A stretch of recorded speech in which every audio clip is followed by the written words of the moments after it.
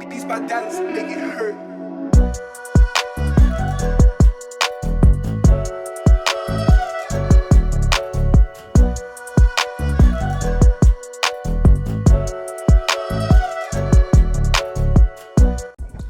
Hello! I have to admit it's been a hot second since my last video. Last month was not great for creativity, but I am here now. My name is Vidushi. For those of you dropping for the first time, this is Deeply Simple, and what we do here is right in the name. We break down deep concepts around wellness for professionals into simple and easy to use tools, which are also time effective. So today let's talk about obsessive compulsive thoughts. I know you've had them. We've all had them. They're a normal part of life. Do any of these sound familiar? How could he talk to me like that? Why did she say this? Why did this do this to me? Or replaying circumstances in our mind, moment by moment, trying to investigate what exactly went wrong.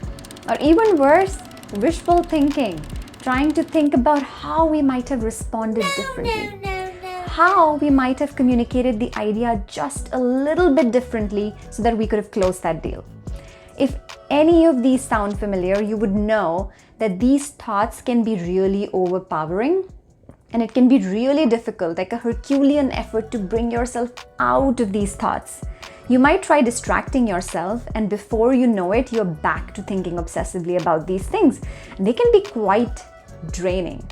So it would almost seem like we are not in control of our mind because our mind is running rogue with these thoughts. So are you the master of your mind, or is your mind your master? Let's answer that question with a quick game. So you have to be game to play the game. Okay, that's a little lame. I just made that up. Okay, let's go. So here you have to kind of be engaged, and I'm going to give you some prompts and you just have to think about stuff, all right? So think about an elephant. I hope you know what an elephant is. If you don't, shame on you. Now make that elephant pink.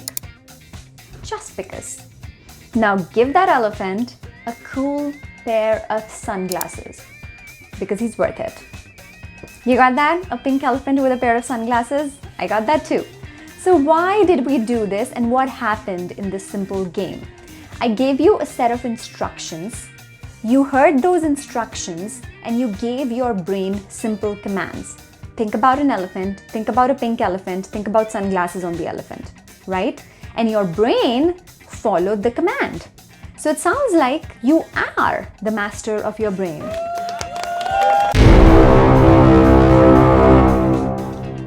So we're going to use this exact concept into a tool that can help bring you out of that thinking obsessive compulsive rut. Before we dive into the tool, I want us to be on the same page. A tool is only effective when you consciously reach out for it and apply it. Let's say you have a hammer and it's just lying there. It's completely worthless unless you pick it up and use it for hammering it on the nail. You use it for what it's meant to do. It's the same with these tools. If you just watch these videos, they're helping you in some way, great, you're always welcome. But know that these tools are going to work only if you apply them, and that does require discipline and does require hard work.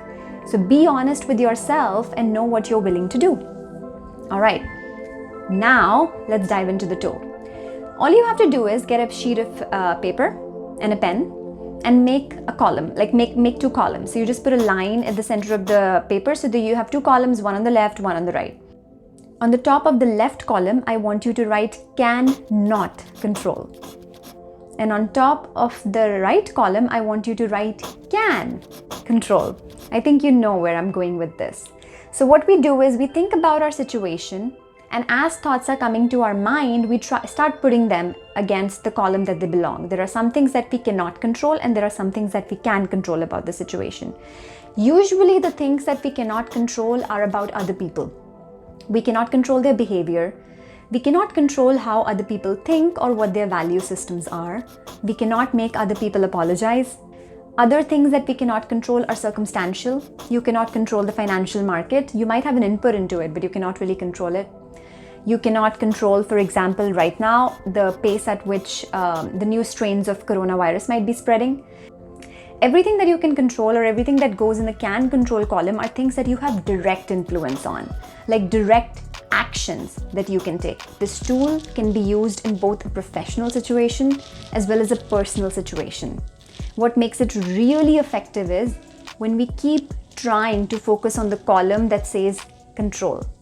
I can control. And we try to continue directing our very monkey mind to the items that are actually constructive. Pain is important, pain tells us a lot, but sometimes we can get wrapped up in this pain dynamic that doesn't really bring us anything constructive. We have to keep moving forward in life, and that is what this tool can help you do. Even if it doesn't alleviate the pain, it's going to make sure that you continue living your life with healthy choices as you work through whatever you're going through. I hope you get some strength with whatever you're struggling with in life. I am sending you a lot of love. I hope you get that, and I will see you in the next video.